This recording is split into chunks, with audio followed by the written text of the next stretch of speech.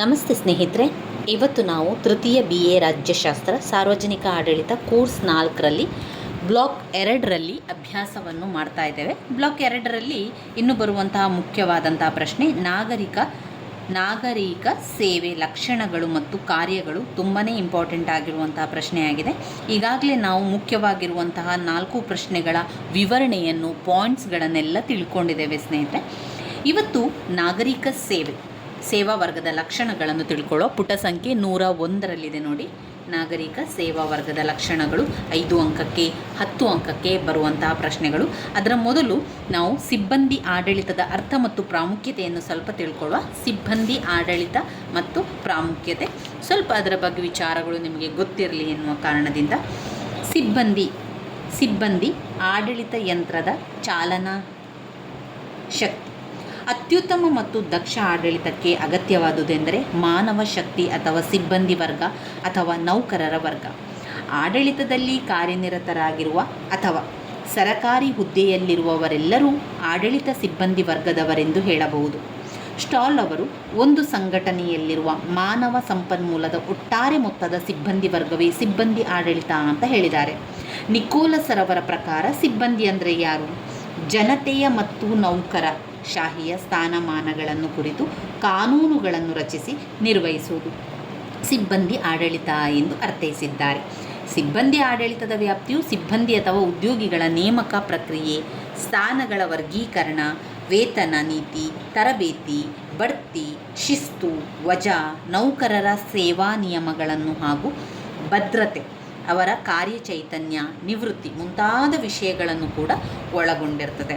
ಸಿಬ್ಬಂದಿ ವರ್ಗದ ವಿಧಗಳಿದೆ, ಬೇರೆ ಬೇರೆ ಸಿಬ್ಬಂದಿ ವರ್ಗಗಳನ್ನು ಕಾಣ್ಬೋದು. ಅದರಲ್ಲಿ ನೌಕರಶಾಹಿ ಪದ್ಧತಿ 1, ನೌಕರಶಾಹಿ ಪದ್ಧತಿ 2, ಕುಲೀನ ಅಥವಾ ಶ್ರೀಮಂತ ಪದ್ಧತಿ 3, ಪ್ರಜಾಸತ್ತಾತ್ಮಕ ಪದ್ಧತಿ ಎನ್ನುವಂತಹ 3 ಪಾಯಿಂಟ್ಸ್ಗಳನ್ನು ಕಾಣ್ಬೋದು. ಅದು ಸಿಬ್ಬಂದಿ ವರ್ಗದ ವಿಧಗಳಲ್ಲಿ. ನೌಕರಶಾಹಿ ಪದ್ಧತಿ ಅಂತ ಬಂದಾಗ, ನೌಕರಶಾಹಿ ಅಥವಾ ಅಧಿಕಾರಶಾಹಿ ಪದ್ಧತಿ ಅಂತ ಹೇಳಿದರೆ ಅಧಿಕಾರಗಳಿಂದ ಆಡಳಿತ ನಡೆಸುವ ಪದ್ಧತಿ ಅಥವಾ ಅಧಿಕಾರಿಗಳ ಸರ್ಕಾರ ಎಂದು ಹೇಳ್ಬೋದು. ಆಡಳಿತದ ವಿವಿಧ ಶ್ರೇಣಿಯ ಅಧಿಕಾರಿಗಳ ಮೂಲಕ ನಡೆಯುವ ಆಡಳಿತಕ್ಕೆ ನೌಕರಶಾಹಿ ಅಂತ ಕೂಡ ಹೇಳ್ಬೋದು. ಬೃಹತ್ ಸಂಸ್ಥೆಯಲ್ಲಿ ಅನೇಕ ಇಲಾಖೆಗಳು, ವಿಭಾಗಗಳು, ಶಾಖೆಗಳು, ಘಟಕಗಳು ಇವೇ ಮೊದಲಾದವುಗಳಿದ್ದು ಅಧಿಕಾರಿ ಶ್ರೇಣಿಯ ವಿವಿಧ ಹಂತಗಳಿಗೆ ಸೇರಿದ ಅಧಿಕಾರಿಗಳು ಸಂಬಂಧಿಸಿದ ಕಾರ್ಯಗಳನ್ನು ನಿರ್ವಹಿಸ್ತಾರೆ. ಆದ್ದರಿಂದ ಬೃಹತ್ ಸಂಸ್ಥೆ ಹಾಗೂ ವ್ಯವಸ್ಥೆಗಳನ್ನೆಲ್ಲ ನೌಕರಶಾಹಿ ಪದ್ಧತಿ ಕೂಡ ಇರ್ತದೆ. ಇನ್ನು ಈ ಒಂದು ನೌಕರಶಾಹಿ ಪದ್ಧತಿಯ ಲಕ್ಷಣ ಅಂತ ಹೇಳಿದರೆ, ನೌಕರಶಾಹಿಯು ಶ್ರೇಣಿ ತತ್ವಕ್ಕೆ ಅನುಗುಣವಾಗಿ ಸಂಘಟಿಸಲ್ಪಟ್ಟಿರುತ್ತದೆ.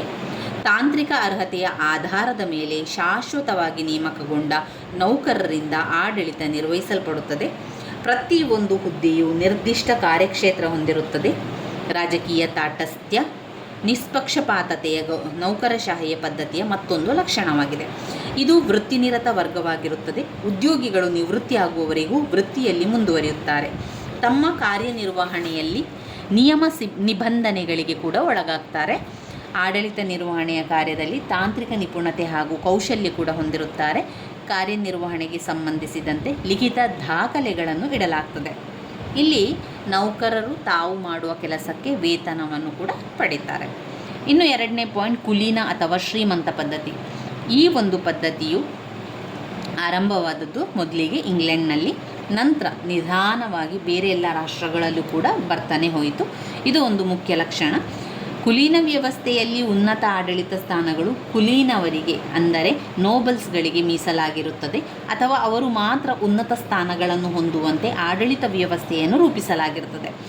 ಈ ಒಂದು ಪದ್ಧತಿಯಲ್ಲಿ ಸಿಬ್ಬಂದಿಯನ್ನು ವಿವಿಧ ವರ್ಗಗಳಾಗಿ ವಿಂಗಡಿಸಲಾಗಿರುತ್ತದೆ. ಕೆಳ ಶ್ರೇಣಿಯಿಂದ ಉನ್ನತ ಶ್ರೇಣಿಗೆ ಬಡ್ತಿ ಕೊಡುವುದು ಕಟ್ಟುನಿಟ್ಟಾಗಿ ಸೀಮಿತವಾಗಿರುತ್ತದೆ. ಸಾಮಾನ್ಯವಾಗಿ ಆಡಳಿತ ಸೇವೆಯಲ್ಲಿ ಉನ್ನತ ಸ್ಥಾನವನ್ನು ಅಲಂಕರಿಸಿರುವವರು ವಿದ್ಯಾವಂತ ಹಾಗೂ ಸುಸಂಸ್ಕೃತ ಶ್ರೀಮಂತ ಮನೆತನಗಳಿಗೆ ಬಂದವರಾಗಿರ್ತಾರೆ. ಈ ಒಂದು ವ್ಯವಸ್ಥೆಯಲ್ಲಿ ಅತ್ಯಂತ ಪ್ರಮುಖ ಸ್ಥಾನವನ್ನು ಪಡೆದಿರುವ ಅಧಿಕಾರಿಗಳು ಕೂಡ ಇರ್ತಾರೆ. ಇಲ್ಲಿ ಇಲಾಖಾ ಮುಖ್ಯಸ್ಥರು ಹಾಗೂ ಜಿಲ್ಲಾ ಮುಖ್ಯಸ್ಥರು ಕೇಂದ್ರ ಲೋಕ ಸೇವಾ ಆಯೋಗ ನಡೆಸುವ ಪರೀಕ್ಷೆಯ ಮೂಲಕ ಇವರನ್ನು ಆಯ್ಕೆ ಕೂಡ ಮಾಡುವಂಥದ್ದನ್ನು ಕಾಣ್ಬೋದು. ಇನ್ನು ಪ್ರಜಾಸತ್ತಾತ್ಮಕ ಪದ್ಧತಿ ಅಂತ ಬಂದಾಗ ಈ ಪದ್ಧತಿಯು ಅಮೇರಿಕದಲ್ಲಿ ರೂಢಿಯಲ್ಲಿರುವಂಥದ್ದು. ಈ ಒಂದು ಪದ್ಧತಿ ಇರುವಂಥದ್ದು ಅಮೇರಿಕದಲ್ಲಿ, ಅದರ ಒಂದು ಪದ್ಧತಿ ರೂಢಿ ಇರುವಂಥದ್ದು ಅಮೇರಿಕದಲ್ಲಿ. ಈ ಪದ್ಧತಿಯಲ್ಲಿ ಪ್ರಜಾಪ್ರಭುತ್ವ ತತ್ವಗಳಿಗೆ ಅನುಗುಣವಾಗಿ ಸಾರ್ವಜನಿಕ ಆಡಳಿತವನ್ನು ನಿರ್ವಹಿಸಲಾಗ್ತದೆ. ಸಮಾನತೆಯ ತತ್ವಕ್ಕೆ ಪ್ರಾಧಾನ್ಯತೆಯನ್ನು ನೀಡುವುದರೊಂದಿಗೆ ಸಾರ್ವಜನಿಕ ಸೇವೆಯಲ್ಲಿ ಕಾರ್ಯನಿರ್ವಹಿಸಲು ಎಲ್ಲರಿಗೂ ಕೂಡ ಸಮಾನ ಅವಕಾಶಗಳನ್ನು ಕಲ್ಪಿಸಲಾಗಿದೆ. ಎಲ್ಲರೂ ಸಮಾನವಾದ ಸಮರ್ಥರು ಎಂಬ ತತ್ವದಲ್ಲಿ ನಂಬಿಕೆ ಇಡಲಾಗಿದೆ. ಅರ್ಹತೆ ಹೊಂದಿರುವ ಎಲ್ಲರೂ ಸ್ಪರ್ಧಾತ್ಮಕ ಹಾಗೂ ಸಾಮಾನ್ಯ ಪರೀಕ್ಷೆಗಳ ಮೂಲಕ ಉನ್ನತ ಹುದ್ದೆಗಳನ್ನು ಹೊಂದಲು ಕೂಡ ಅವಕಾಶ ಇದೆ. ಇಲ್ಲಿ ಕೂಡ ಸ್ಪರ್ಧಾತ್ಮಕ ಪರೀಕ್ಷೆಗಳಿದೆ. ಯಾರು ಕೂಡ ಆ ಒಂದು ಪರೀಕ್ಷೆಗಳನ್ನು, ಅರ್ಹತೆಯನ್ನು ಹೊಂದಿರುವಂಥವರು ಪರೀಕ್ಷೆಯನ್ನು ಬರೆದು ಆ ಒಂದು ಸ್ಥಾನವನ್ನು, ಅವಕಾಶವನ್ನು ಪಡ್ಕೊಳ್ಬೋದು. ಇಲ್ಲಿ ಅವಕಾಶ ಇರ್ತದೆ. 45 ವರ್ಷಗಳಾಗಿರುವವರು ಸಹ ಈ ಹುದ್ದೆಯನ್ನು ಸೇರಲು ಅವಕಾಶವಿದೆ ಅಂತ ಹೇಳ್ತಾರೆ. ಈ ಪದ್ಧತಿಯಲ್ಲಿ ಸಾಮಾನ್ಯವಾಗಿ ಕೆಲಸಕ್ಕೆ ಸೇರುವ ಮೊದಲೇ ತರಬೇತಿಯನ್ನು ನೀಡಲಾಗುತ್ತದೆ. ಹುದ್ದೆಗಳ ವರ್ಗೀಕರಣ ಕೂಡ ಇರುವುದಿಲ್ಲ. ಕಾಲಕ್ರಮೇಣ ಕೆಳ ಹಂತದ ನೌಕರನು ಉನ್ನತ ಹಂತಕ್ಕೆ ತಲುಪಬಲ್ಲನು. ಆಡಳಿತ ಸೇವೆಯನ್ನು ಜೀವನ ವೃತ್ತಿಯನ್ನಾಗಿ ಮಾಡಿಕೊಂಡಿರುವುದಿಲ್ಲ. ಇವಿಷ್ಟು ನಾವು ನೋಡಿದರೆ ಇಲ್ಲಿ ಸಿಬ್ಬಂದಿ ಆಡಳಿತ ವರ್ಗದ ವಿಧಗಳಲ್ಲಿ ನಾವು ನೋಡಿರುವಂಥದ್ದು. ನಾವಿಲ್ಲಿ ಮುಖ್ಯವಾಗಿ ಓದ್ಕೊಳ್ಬೇಕಾಗಿರುವಂಥದ್ದು ನಾಗರಿಕ ಸೇವಾ ವರ್ಗ.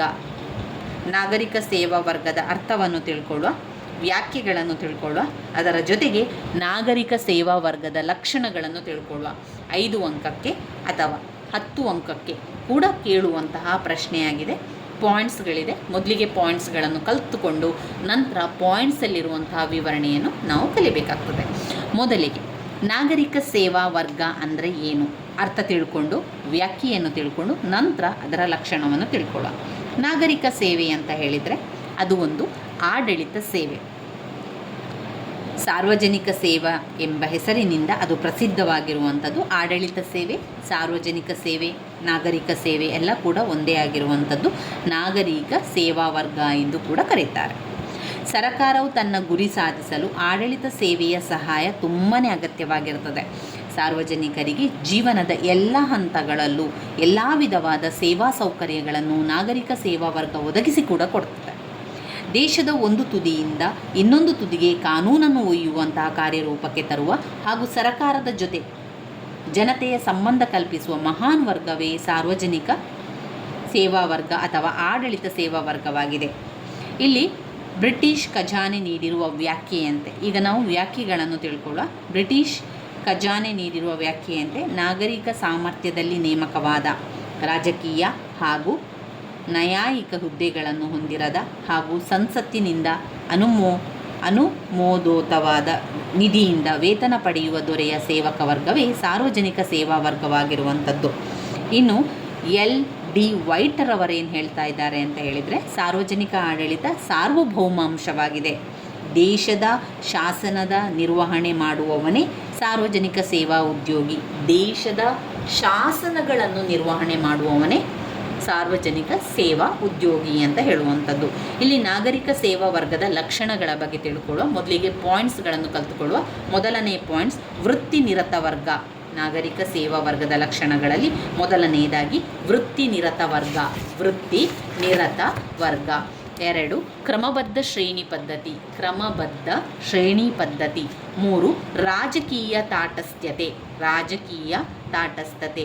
4 ಅನಾಯಕತ್ವ. 5 ನಿಷ್ಪಕ್ಷಪಾತತೆ. 6 ಕಾನೂನಿನ ಆಧಾರ. 7 ಸೇವಾ ಮನೋಭಾವ. 8 ಸಾರ್ವಜನಿಕ ಹೊಣೆಗಾರಿಕೆ. 9 ಹೆಚ್ಚುತ್ತಿರುವ ಅಧಿಕಾರ. ನಾಗರಿಕ ಸೇವಾ ವರ್ಗದ ಲಕ್ಷಣಗಳ ಪಾಯಿಂಟ್ಸ್ಗಳನ್ನು ಒಂದೊಂದೇ ವಿವರಣೆಯನ್ನು ತಿಳಿತಾ ಹೋಗುವ. ಮೊದಲಿಗೆ ವೃತ್ತಿ ನಿರತ ವರ್ಗ. ನಾಗರಿಕ ಸೇವಾ ಸಿಬ್ಬಂದಿಯು ಸರಕಾರದ ಸೇವೆಯನ್ನೇ ಜೀವನದ ವೃತ್ತಿಯನ್ನಾಗಿ ಹೊಂದಿ ತರಬೇತಿ ಮತ್ತು ದೀರ್ಘ ಕಾರ್ಯಾನುಭವಗಳಿಂದ ತಮ್ಮ ವೃತ್ತಿಯಲ್ಲಿ ನಿಪುಣತೆಯನ್ನು ಪಡೆದವರಾಗಿರುತ್ತಾರೆ.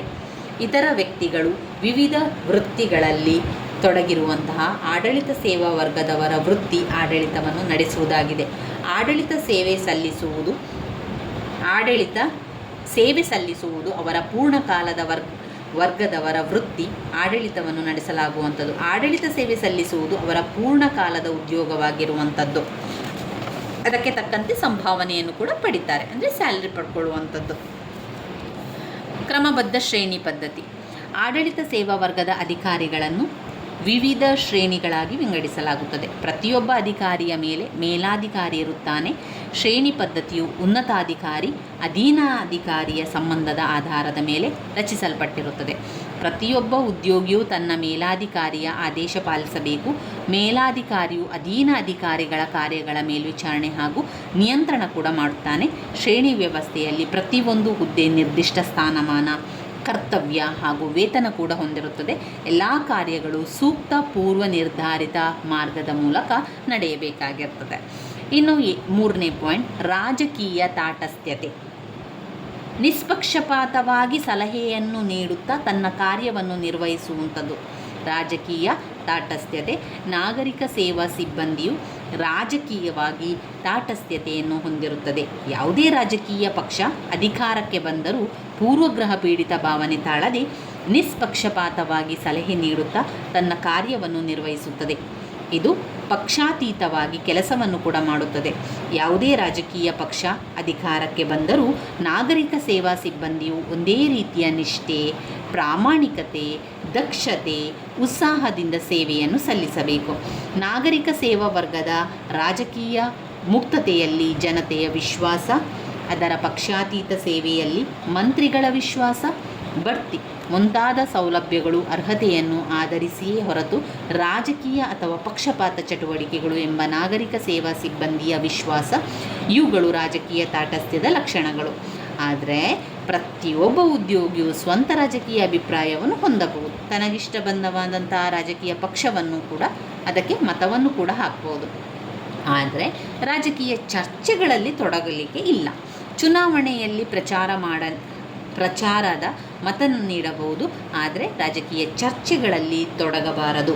ಚುನಾವಣೆಯಲ್ಲಿ ಪ್ರಚಾರ ಮಾಡಕೂಡದು ಹಾಗೂ ಚುನಾವಣೆಯಲ್ಲಿ ಸ್ಪರ್ಧಿಸಕೂಡದು. ಇನ್ನು 4ನೇ ಪಾಯಿಂಟ್, ಅನಾಯಕತ್ವ ಅಂತ ಹೇಳಿದರೆ ಸಿಬ್ಬಂದಿ ಉತ್ತಮ ಹಾಗೂ ದಕ್ಷತೆಯಿಂದ ಸೇವೆ ಸಲ್ಲಿಸಿದರೆ ಅದರ ಪ್ರಶಂಸೆ, ಕೀರ್ತಿ ಇಲಾಖಾ ಸಚಿವರಿಗೆ ಸಲ್ಲುತ್ತದೆ. ಈಗ ಅಲ್ಲಿ ಕೆಲಸ ಮಾಡುವಂತಹ ಸಿಬ್ಬಂದಿಯು ಒಳ್ಳೆ ಕೆಲಸಗಳನ್ನು ಮಾಡ್ತಾ, ಉತ್ತಮ ರೀತಿಯಲ್ಲಿ ಕೆಲಸವನ್ನು ಮಾಡ್ತಾ, ದಕ್ಷತೆಯಿಂದ ಕೆಲಸವನ್ನು ಮಾಡ್ತಾ ಹೋದರೆ ಅದಕ್ಕೆ ಬರುವಂತಹ ಪ್ರಶಂಸೆ ಇರ್ಬೋದು, ಅದಕ್ಕೆ ಸಿಗುವಂತಹ ಕೀರ್ತಿ ಇರ್ಬೋದು, ಅಲ್ಲಿ ಸಿಗುವಂತಹ ಎಲ್ಲ ರೀತಿಯ ಪ್ರಶಂಸೆಯು ಕೂಡ ಅದು ಇಲಾಖೆಯ ಸಚಿವನಿಗೆ ಸಲ್ಲುತ್ತದೆ ವಿನಃ ಸಿಬ್ಬಂದಿಗೆ ಅಲ್ಲ. ಅಲ್ಲಿ ಇರುವಂಥದ್ದು ಅನಾಯಕತ್ವ. ಆಡಳಿತ ಸೇವಾ ವರ್ಗ ತೆರೆಯ ಮರೆಯಲ್ಲಿ ತನ್ನ ಕಾರ್ಯವನ್ನು ನಿರ್ವಹಿಸುತ್ತದೆ. ಇದರ ಪ್ರತಿಯೊಂದು ಕಾರ್ಯಕ್ಕೂ ಸಚಿವರು ಹೊಣೆಗಾರರಾಗಿರುತ್ತಾರೆ. ಅಲ್ಲಿ ಹುದ್ದೆಯನ್ನು ಗುರುತಿಸಲಾಗುತ್ತದೆಯೇ ಹೊರತು ವ್ಯಕ್ತಿಯನ್ನಲ್ಲ. ಉದ್ಯೋಗಿ ಬಹಿರಂಗವಾಗಿ ತನ್ನ ಕಾರ್ಯದ ಸಮರ್ಥನೆ ಮಾಡಿಕೊಳ್ಳಲಾರ. ಸಂಸದೀಯ ಪ್ರಜಾಪ್ರಭುತ್ವದಲ್ಲಿ ಸಚಿವ ಜವಾಬ್ದಾರಿಯ ತನ್ನ ಜಾರಿಯಲ್ಲಿರುವುದರಿಂದ ಆಡಳಿತ ಸೇವಾ ವರ್ಗವು ಅನಾಮಧೇಯವಾಗಿ ಉಳಿಯಬೇಕು. ಆಡಳಿತ ಸೇವಾ ಸಿಬ್ಬಂದಿ ಉತ್ತಮ ಹಾಗೂ ದಕ್ಷತೆಯಿಂದ ಸೇವೆ ಸಲ್ಲಿಸಿದರೆ ಅದರ ಪ್ರಶಂಸೆ ಇರ್ಬೋದು, ಅದರ ಕೀರ್ತಿ ಅದರ ಇಲಾಖಾ ಸಚಿವರಿಗೆ ಅದು ತಲುಪುತ್ತದೆ. ತಪ್ಪು ಮಾಡಿದಾಗ ಅದಕ್ಕೆ ಬರುವ ಟೀಕೆ, ಕೆಟ್ಟ ಹೆಸರು ಸಚಿವರೇ ವಹಿಸಿಕೊಳ್ಳಬೇಕು. ಹೀಗೆ ಆಡಳಿತ ಸೇವಾ ಸಿಬ್ಬಂದಿಯ ತಪ್ಪು ಒಪ್ಪುಗಳಿಗೆ ಅವರು ಬೆಳಕಿಗೆ ಬರುವುದಿಲ್ಲ. ಇನ್ನು 5ನೇ ಪಾಯಿಂಟ್ ನಾವು ನೋಡಿದರೆ ನಿಷ್ಪಕ್ಷಪಾತತೆ. ನಿಷ್ಪಕ್ಷಪಾತ ಅಂತ ಹೇಳಿದರೆ ಈ ಒಂದು ಪಾಯಿಂಟ್ಸ್ ನಮಗೆ ಆ ಒಂದು ಹೆಸರೇ ಹೇಳುವಂತೆ ನಿಷ್ಪಕ್ಷಪಾತತೆ. ಪಕ್ಷಪಾತ ಇಲ್ಲ ಇಲ್ಲಿ, ಮೇಲು ಕೀಳು ಎಂಬ ತಾರತಮ್ಯ ಇಲ್ಲ, ಪಕ್ಷಪಾತ ಮಾಡುವುದಿಲ್ಲ. ನಾಗರಿಕ ಸೇವಾ ಸಿಬ್ಬಂದಿಯು ತನ್ನ ಕಾರ್ಯದಲ್ಲಿ ನಿಷ್ಪಕ್ಷಪಾತವಾಗಿರಬೇಕು. ಯಾವ ವ್ಯಕ್ತಿಗೆ ಆಗಲಿ ಯಾವುದೇ ಗುಂಪಿಗೆ ಆಗಲಿ ಪ್ರಾಧಾನ್ಯತೆಯನ್ನು ಕೊಡಬಾರ್ದು. ಸಮಾಜದ ಎಲ್ಲ ವರ್ಗಗಳನ್ನು ಒಂದೇ ರೀತಿಯಲ್ಲಿ ನೋಡಿಕೊಳ್ಬೇಕು. ಯಾವುದೇ ಒಂದು ವರ್ಗದ ಸೇವೆಗೆ ಇದು ಮೀಸಲಿಲ್ಲ. ಬಡವ, ಬಲ್ಲಿದ, ಮೇಲು ಕೀಳು ಎಂಬ ಯಾವ ತಾರತಮ್ಯವೂ ಇಲ್ಲದೆ ರಾಷ್ಟ್ರದ ನೀತಿ ನಿಯಮಗಳನ್ನು ಆಚರಣೆಗೆ ತರುವುದು ಇವರ ಮುಖ್ಯ ಕರ್ತವ್ಯವಾಗಿದೆ. ಎಲ್ಲರನ್ನೂ ಸರಿಸಮಾನ ದೃಷ್ಟಿಯಿಂದ ನೋಡಬೇಕು. ನಿಷ್ಪಕ್ಷಪಾತತೆ ನಾಗರಿಕ ಸೇವಾ ವರ್ಗದ ಆಸ್ತಿ ಭಾರವಾಗಿರುವಂಥದ್ದು. ಇನ್ನು ಕಾನೂನಿನ ಆಧಾರ. 6ನೇ ಪಾಯಿಂಟ್, ಕಾನೂನಿನ ಆಧಾರ. ಸಾರ್ವಜನಿಕ ಸೇವಾ ವರ್ಗದ ಕಾರ್ಯಗಳು, ಅಧಿಕಾರ ವ್ಯಾಪ್ತಿ, ಅಧಿಕಾರ ಮೊದಲಾದವುಗಳು ಶಾಸನದ ಮೂಲಕ ದೃಢೀಕರಿಸಲ್ಪಟ್ಟಿರುತ್ತದೆ. ಆದುದರಿಂದ ಆದುದರಿಂದ ಉದ್ಯೋಗಿಗಳು ತಮ್ಮ ಕರ್ತವ್ಯಗಳನ್ನು ಕಾನೂನಿನ ಚೌಕಟ್ಟಿನಲ್ಲಿಯೇ ನಿರ್ವಹಿಸಬೇಕು. ಇದು ಸಿಬ್ಬಂದಿ ವರ್ಗವು ನಿಷ್ಪಕ್ಷಪಾತವಾಗಿ ಮಾಡಿರುವಂಥದ್ದು, ಕೈಗೊಂಡ ತನ್ನ ಕಾರ್ಯಗಳನ್ನು ನಿರ್ವಹಿಸಲು ಸಹಕಾರಿಯಾಗಿರುವಂಥದ್ದು. ಇನ್ನು 7ನೇ ಪಾಯಿಂಟ್ನಲ್ಲಿ ಸೇವಾ ಮನೋಭಾವ. ಸೇವಾ ವರ್ಗದ ಹೆಸರೇ ಸೂಚಿಸುವಂತೆ ಸಮಾಜಕ್ಕೆ ಸೇವೆ ಸಲ್ಲಿಸುವುದು ಇದರ ಆದ್ಯ ಕರ್ತವ್ಯವಾಗಿರುವಂಥದ್ದು. ಸಮಾಜದ ಕಲ್ಯಾಣ ಸಾಧನೆ ಇದರ ಗುರಿಯಾಗಿದೆ. ಖಾಸಗಿ ಹಿತಕ್ಕಿಂತ ಸಮಾಜದ ಹಿತಕ್ಕೆ ಇಂದು ಪ್ರಾಶಸ್ತ್ಯ ನೀಡಬೇಕು. ಸಾರ್ವಜನಿಕರಿಗೆ ಸೇವೆ ಸಲ್ಲಿಸುತ್ತೇವೆ ಎಂಬ ಮನೋಭಾವ ಈ ವರ್ಗದ ಇನ್ನೊಂದು ಲಕ್ಷಣವಾಗಿರುವಂಥದ್ದು. 8ನೇ ಪಾಯಿಂಟ್ ಸಾರ್ವಜನಿಕ ಹೊಣೆಗಾರಿಕೆ. ಸಾರ್ವಜನಿಕ ಸೇವಾ ವರ್ಗವು ತಾನು ಮಾಡುವ ಕೆಲಸ ಕಾರ್ಯಗಳಿಗೆ ಜನತಾಪ್ರತಿನಿಧಿಗಳಿಗೆ ಜವಾಬ್ದಾರರಾಗಿರುತ್ತಾರೆ. ಇದರ ಕಾರ್ಯಗಳು ನಿರಂತರ ಪರಿಶೀಲನೆ ಕೂಡ ಒಳಗಾಗ್ತದೆ. ಇದರ ಅಸಮರ್ಪಕ ಕಾರ್ಯನಿರ್ವಹಣೆಯ ವಿರುದ್ಧ ಸಾರ್ವಜನಿಕರು ಅತೃಪ್ತಿ ವ್ಯಕ್ತಪಡಿಸಬಹುದು. ಮಂತ್ರಿಮಂಡಲ, ನಾಗರಿಕ ಸೇವಾ ವರ್ಗ ಯಾವಾಗಲೂ ಶಾಸಕಾಂಗದ ಟೀಕೆಯನ್ನು ಎದುರಿಸಬೇಕಾಗುತ್ತದೆ. ಇನ್ನು 9ನೇ ಪಾಯಿಂಟ್ಸಲ್ಲಿ ಹೆಚ್ಚುತ್ತಿರುವ ಅಧಿಕಾರ. ಕಳೆದ ಒಂದು ಶತಮಾನದಲ್ಲಿ ನಾಗರಿಕ ಸೇವಾ ವರ್ಗದ ಬೆಳವಣಿಗೆ ಇತಿಹಾಸವನ್ನು ನೋಡಿದಾಗ ಅದರ ಕಾರ್ಯ ಇರ್ಬೋದು, ಅದರ ಅಧಿಕಾರ ಇರ್ಬೋದು,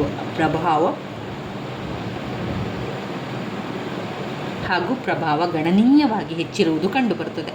ಪ್ರತಿಯೊಂದು ರಾಷ್ಟ್ರದಲ್ಲಿ ಸಾಮಾನ್ಯವಾಗಿ ಆಡಳಿತದ ಸಂಪೂರ್ಣ ಆಧಾರ ಅವರೇ ಆಗಿದ್ದಾರೆ ಹಾಗೂ ಆಡಳಿತ ವ್ಯವಸ್ಥೆ ಸಂಪೂರ್ಣವಾಗಿ ಇವರನ್ನೇ ಅವಲಂಬಿಸಿದೆ. ಫಿಶ್ನರ್ ಮತ್ತು ಪ್ರೆಸ್ತೂಸ್ ಡಿಕ್ಟಾಕ್ ವಿಲೆ ಹಾಗೂ ರ್ಯಾಮ್ಸ್ ಮ್ಯೂರ್ ಕೂಡ ಅದೇ ಅಭಿಪ್ರಾಯವನ್ನು ವ್ಯಕ್ತಪಡಿಸಿದ್ದಾರೆ. ಇವಿಷ್ಟು ನಾವು ನಾಗರಿಕ ಸೇವಾ ವರ್ಗದ ಲಕ್ಷಣಗಳಲ್ಲಿ ತಿಳ್ಕೊಳ್ಳುವಂಥದ್ದು.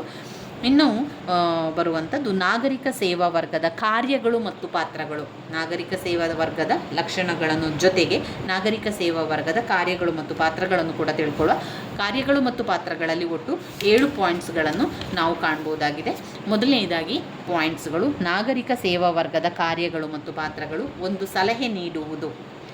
2. ಕಾನೂನುಗಳನ್ನು ಜಾರಿಗೊಳಿಸುವುದು. 3. ನೀತಿ ನಿರೂಪಣೆ ಮಾಡುವುದು. 4. ನಿಯೋಜಿತ ಶಾಸನಗಳನ್ನು ಮಾಡುವುದು. 5. ಆಡಳಿತಾತ್ಮಕ ನ್ಯಾಯ ತೀರ್ಮಾನ ಮಾಡುವುದು. ಆಡಳಿತ ಸುಧಾರಣೆಯಾಗುವುದು. ಕೊನೆಯದಾಗಿ ಪಾತ್ರ. 7ನೇ ಪಾಯಿಂಟ್ ಪಾತ್ರಕ್ಕೆ ಬರುವಂಥದ್ದು. ಮೊದಲನೇದಾಗಿ ಸಲಹೆ ನೀಡುವುದು. ಈ ನಾಗರಿಕ ಸೇವಾ ವರ್ಗದ ಕಾರ್ಯಗಳು ತುಂಬಾ ವ್ಯಾಪಕವಾಗಿರುವಂಥದ್ದು. ಅದಕ್ಕೆ ತುಂಬಾ ಕಾರ್ಯಗಳಿದೆ, ಅದರ ಪಾತ್ರಗಳಿದೆ ಎನ್ನುವಂಥದ್ದು ಕಾಣ್ಬೋದು. ಆಧುನಿಕ ಸುಖಿ ರಾಜ್ಯದಲ್ಲಿ ಅದರ ಕಾರ್ಯಗಳು ವ್ಯಕ್ತಿಯ ಜೀವನದ ಸಮಸ್ತ ರಂಗಗಳಲ್ಲೂ ಆವರಿಸಿದೆ. ಮಾನವನು ಹುಟ್ಟಿದಾರಂಭದಿಂದ ಅವನು ಸಾಯುವವರೆಗೂ ಅದರ ಸೇವೆಯು ಅಗತ್ಯವಾಗಿರುವಂಥದ್ದು. ನಾಗರಿಕ ಸೇವೆಯ ಕಾರ್ಯ ಮತ್ತು ಪಾತ್ರಗಳಲ್ಲಿ ಮೊದಲನೇದು ಸಲಹೆ ನೀಡುವಂಥದ್ದು. ಇದು ಮುಖ್ಯವಾಗಿ ನಾಗರಿಕ ಸೇವಾ ಸಂಸ್ಥೆಯು ಮುಖ್ಯವಾಗಿ ಸಲಹೆ ನೀಡುವ ಕೆಲಸವನ್ನು ಮಾಡುವಂಥದ್ದು. ರಾಜಕೀಯ ಕಾರ್ಯಾಂಗಕ್ಕೆ ಇದು ಸಲಹೆಯನ್ನು ನೀಡುತ್ತದೆ. ಆಡಳಿತ ನೀತಿ ನಿರೂಪಿಸುವಲ್ಲಿ, ಕಾರ್ಯಕ್ರಮ ಹಾಗೂ ಯೋಜನೆಗಳನ್ನು ಕೂಡ ಸಿದ್ಧಪಡಿಸುವಲ್ಲಿ ಮಂತ್ರಿಮಂಡಲವು ಹಿರಿಯ ಅಧಿಕಾರಿ ವರ್ಗದ ಸಲಹೆಯನ್ನು ಕೂಡ ಪಡೆಯುತ್ತದೆ. ಮಂತ್ರಿಗಳು ಆಡಳಿತ ದಕ್ಷರೂ ಅಲ್ಲ, ಆಡಳಿತದ ವಿಷಯಗಳಲ್ಲಿ ಅನುಭವಿಗಳೂ ಅಲ್ಲ. ಆದ ಕಾರಣ ನೀತಿ ನಿರೂಪಣೆ ಹಾಗೂ ಮಸೂದೆಗಳನ್ನು ರೂಪಿಸುವ ಮುಂತಾದ ಕಾರ್ಯಗಳಲ್ಲಿ ಈ ವರ್ಗದ ಅಗತ್ಯ ಮತ್ತು ಮಹತ್ವದ ಸಲಹೆ ಸಹಕಾರ ಅತ್ಯವಶ್ಯಕ. ಇವರು ವಿಶೇಷ ಸಲಹೆ ನೀಡುವುದರ ಜೊತೆಯಲ್ಲಿ ಅಗತ್ಯವಾದ ಮಾಹಿತಿ, ಅಂಕಿ ಅಂಶಗಳನ್ನು ಒದಗಿಸಿ ಕೂಡ ಕೊಡ್ತಾರೆ. 2ನೇ ಪಾಯಿಂಟ್ಸ್ ನೋಡಿದರೆ ಕಾನೂನುಗಳನ್ನು ಜಾರಿಗೊಳಿಸುವುದು. ದೇಶದ ಕಾನೂನುಗಳ ಅನುಷ್ಠಾನ ನಾಗರಿಕ ಸೇವಾ ವರ್ಗದ ಮಹತ್ವ ಕಾರ್ಯವಾಗಿದೆ.